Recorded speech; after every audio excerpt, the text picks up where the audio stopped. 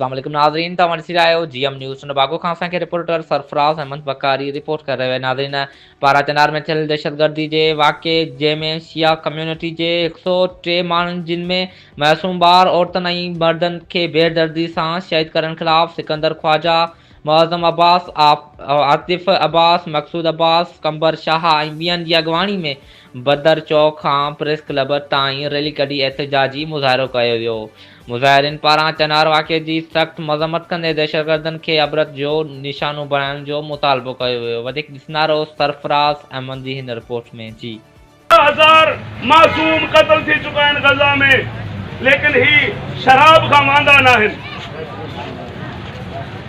लिहाज़ा दुश्मन ॾिसे थो मुसलमाननि जी असुल ताक़त केर आहे, ऐं इन तफ़सील में नथो वञणु चाहियां, लेकिन आउं इहो ज़रूर ॿुधाईंदुसि, असां करबलाई आहियूं, करबला खे न छॾींदासीं, करबला जी राह खे न छॾींदासीं।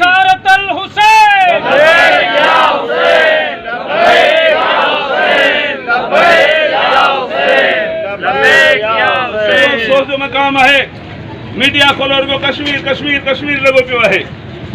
कश्मीर ते मीडिया ते पाबंदी लॻल आहे, कश्मीर जी ख़बरूं इंडिया वारा नथा हलाइनि।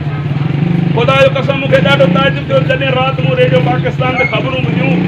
कश्मीर कश्मीर जो राग आला ते वियो, लेकिन इन्हनि जे बात में मुंग पियल हुया। हिकिड़ो जुमिलो बि पारा चनार जे बारे में न ॻाल्हायूं। तव्हांखे उते इंसानियत नज़र अचे थी? तव्हांखे हिते पारा चनार में